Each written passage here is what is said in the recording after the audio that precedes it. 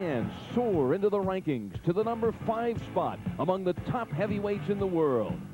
But after a lengthy 6-month layoff, Butler, on the threshold, shockingly comes in tonight 20 pounds heavier than his last fight, a hefty 258 pounds. That's 32 pounds heavier than the Lionel Butler that burst into the spotlight a little over a year ago in the sensational first-round knockout of Tony Tubbs. Now Lionel's the Tubb. I care how my fans feel about me, so I'm not, saying I don't care about that. Because I like to, give my fans what they deserve, and that's a Lionel Butler being in shape, being 100% ready, But as for this fight, I didn't quite have the proper time to lose the weight I wanted. But I don't think that's going to be a factor, So all I have to do now is, since I'm back active after this fight, take this fight and get this one under my belt, and then come in at the way I want to be, But that's no excuse for being this way, because being a professional fighter and in the top 10, I should always stay in shape.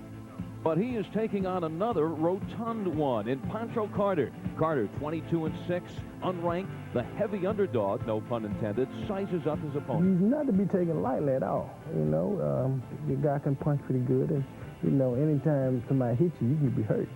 And it's going to be a cautious measure, but, I hope to, use the power I have, and, hopefully I can outsmart him. I understand that he's not been in the game too long. And I happen to be a veteran at it, so I'm hoping to use all the veteran moves. I don't see myself losing to a Poncho Carter to knock me back down that ladder. I fought too hard to get this far. And what a turnaround. The great thing about the sport of boxing is that everyone can be a contender. But it would appear that now, with the extra weight, with his attitude, that he has returned to his old, out-of-shape ways. Will Lionel Butler just be a waste? He gained his reputation when he started as a pro as one of the top young super middleweights around. But he left the ring for a few years, came back as a heavyweight, and has recently been a heavyweight opponent. Yeah, good opportunity, though, for him, because, we talked about Lionel Butler perhaps not being focused for this fight. Well, he realizes the potential, and he does have some good, powerful shots. And I think if there was a vote here, right here at press table, between you and me, we would vote that they actually would fight this fight with those T-shirts on. Let's check out the tail of the tape, and you'll see why. The old Toledo really getting a test this one. Butler at the 258. His last fight was 239, and Carter actually against Phil Jackson, his last fight, when he was stopped in 3, he looked to be too big then and was at 234, so he expands 239.5 pounds on a 5'9" frame. We are in Mississippi, and these are the Mississippi rules. Standing 8 count in effect, 3 knockdown rule in effect. You can be saved by the bell only in the final round, and the scoring in the 10-point must-scoring system. So we are ready to roll for another evening of Tuesday Night Fights. Let's go up to our ring announcer, Mark Buto. Good evening, ladies and gentlemen, and welcome to the boxing capital of Dixie, Casino Magic in Bay St. Louis, Mississippi, as Budweiser, proud to be your bud, presents just as proudly USA's Tuesday Night Fights. Under the promotion of Mike Acree and Luis de Cubas, in association with 10 Goose Boxing. Your matchmaker is Les Bonanno.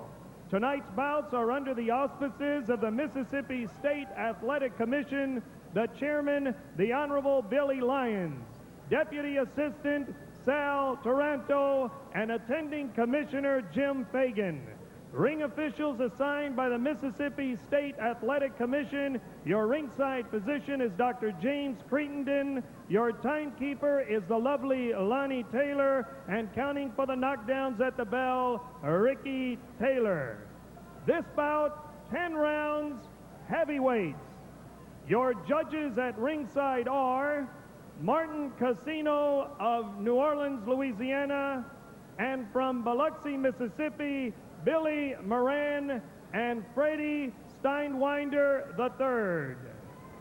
Your referee for this event, also from Biloxi, Mississippi, the charming Chester Como. This bout, again, 10 rounds, heavyweights, introducing in the red corner, to my right, wearing blue trunks, white accessories, weighing 239 1/2 pounds, professional record, 22 wins, 6 defeats. He has 18 knockouts from Augusta, Georgia, Poncho Carter. His opponent, wearing the black trunks, weighing 258 pounds, pro record, 18 wins, 10 defeats, 1 draw with 13 knockouts, from New Orleans, Louisiana, Lionel Butler. 10 rounds, heavyweights.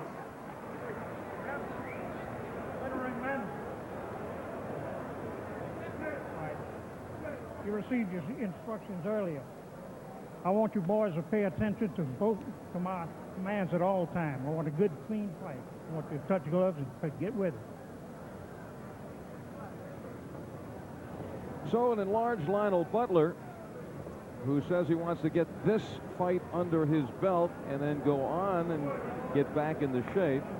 I guess I think he has too much under his belt right now. But he comes out at least, Sean, with the awareness. He knows he's slipped, been off for 6 months for different reasons, has had some managerial problems.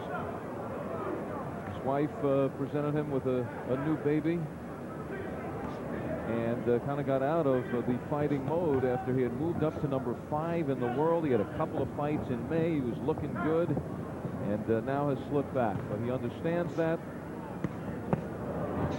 He's had problems outside the ring, Al, too. He's dangerous because the promoters have signed him to numerous contracts, and managers have signed him to contracts, and he is having all kinds of battles in the courts concerning those contracts that he signed. There is a good right hand by Carter. His best punch is that right hand. Calls himself a boxer puncher, trying to move more now that he is a heavyweight, though. You talked about him fighting as a super middleweight. He won his first 15 fights as a pro, 13 by knockout, is on his way to a super middleweight title when he stepped in against our good friend Everett Bigfoot Martin, who beat him, upset him. Carter would be out 3 years. He comes back at 220 pounds. And after a couple of quick KOs, steps up and then loses 4 of his next 7. Stopped by Tony Tubbs, Bernkarshire Smith, Oliver McCall, and then Phil Jackson in his last fight when we saw him in June. But Poncho says he considers his losses a learning process, which means he's recently earned his boxing equivalency diploma. Well, it's a school of hard knocks, Al. Oh, there's a hard knock. He gets one from, you know, the best punch for... And he is just Butler. Right there, sitting duck for Butler. Right, the left hook. And this is what he said. He made his big mistake in the Jackson fight. Carter said, when I got hit by Jackson, the birds were flying around. He said, I cannot stand in front of these heavyweights. He can't do that with Lionel Butler either. Jackson had a big right hand. Butler's got a big left hook. However, Butler showed us a good right hand there. Butler. And there goes Carter. Butler stays on him. Referee better set Chester Como. Well, not all the way down to the canvas. Still on the soles of his feet. But right now, he is shaking his head, and he is not going to continue this fight. Poncho Carter is ready to go. And now that's all. Poncho Carter saying that's it. Wow. Well, I thought they were going to sumo wrestle with the size of these two heavyweights, but no. Poncho Carter didn't want any more of the... Well, Lionel Butler certainly in the condition he is in had the right opponent here tonight.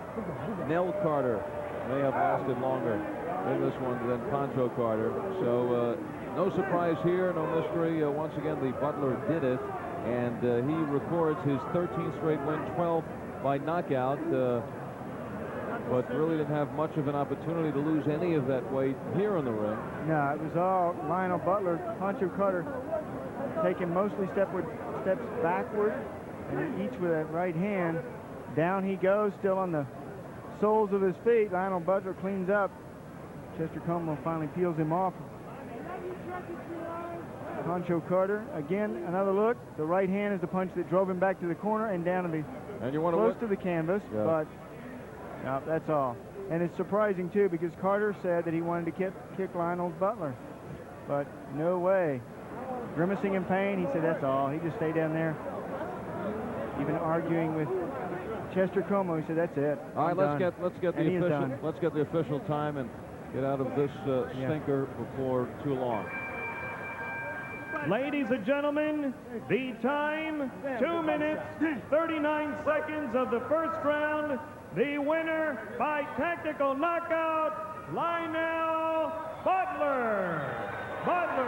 And now Butler has to go to work. This certainly sends mixed messages to anybody who thought that Lionel Butler was a heavyweight contender. Weight really didn't have anything to do with this one, going up against Poncho.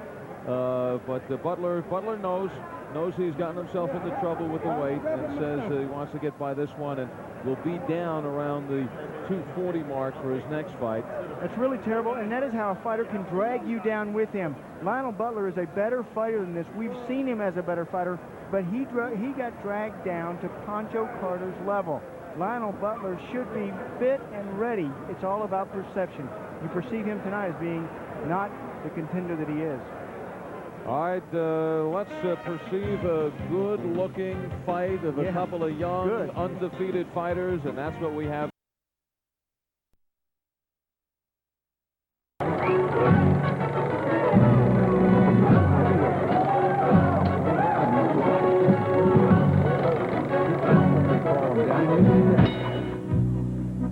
Welcome to Big Sky Country and Worley, Idaho, as the Coeur d'Alene Tribal Bingo Casino battens down the hatches for Cedric Kushner's heavyweight explosion.